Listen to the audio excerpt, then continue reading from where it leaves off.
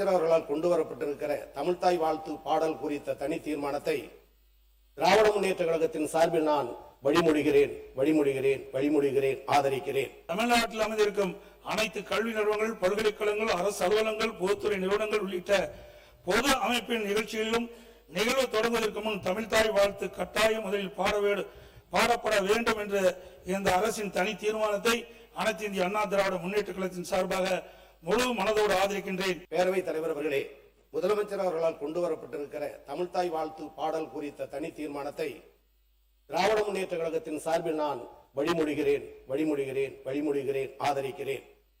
இந்த சொற்றொடரை நான் பயன்படுத்துவதற்கு காரணமாக இருந்த எங்கள் ஆருயிர் அண்ணன் கழகத்தின் தலைவர் தளபதி அவர்களுக்கும் வாய்ப்பினை வழங்கிய எதிர்க்கட்சி தலைவர் ஆருயிர் அண்ணன் உதயநிதி ஸ்டாலின் அவர்களுக்கும் சட்டப்பேரவை துணைத் தலைவர் மற்றும் கொறடா அவர்களுக்கும் திராவிட முன்னேற்ற கழகத்தின் சார்பில் நன்றியை தெரிவித்துக் கொள்கிறேன். இவ்வளவும் சிறப்புகளை தமிழ் மொழிக்கும் தமிழ்தாய் வாழ்த்து பாடலுக்கும் திராவிட முன்னேற்ற கழகத்தின் சார்பில் ஆதரிக்கிறோம். ஆனால் அடிக்கடி மாறப்படுகிற இந்த சூழலை மாற்றிட மாண்புமிகு முதலமைச்சரும் இந்த அவையும் பேரவை தலைவரும் அதை சட்டமாக்கி தந்தால் எவரும் இந்த தவறுக்கு துணை போக மாட்டார்கள். அதற்கு நிலையான, உறுதியான, இரும்பு தன்மையான அதிகாரம் கிடைக்கும் என்ற நிலையில் ஆதரிக்கிற அதே நேரத்தில் சட்டமடமாக்கி தாருங்கள் என்ற வேண்டுகோளை வைத்து திராவிட முன்னேற்ற கழகத்தின் சார்பில் வரவேற்று அமர்கிறேன். வணக்கம். நாம் இந்தியர்கள் என்பதில் பெருமை கொள்கின்றோம். நாம் தமிழர் என்பதில் அதே அளவு பெருமை கொள்கின்றோம். அரசியலில் நமக்குள் 1000 கருத்து வேறுபாடுகள் இருக்கலாம். ஆனால் தமிழ் என்று வரும்போது நாம் அனைவரும் தமிழர்கள். தமிழின் உரிமை என்று வரும்போது இந்த பேரவை ஒரே குரலில் ஒலிக்க வேண்டும்.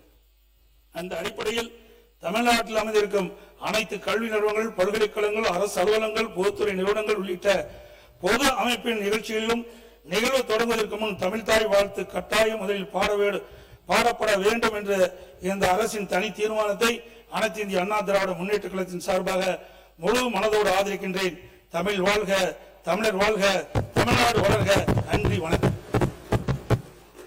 மாண்புமிகு உறுப்பினர்களுக்கு ஒரு வரலாற்று செய்தியும் நான் இங்கே குறிப்பிடுவது பொருத்தம் என்று கருதுகின்றேன்.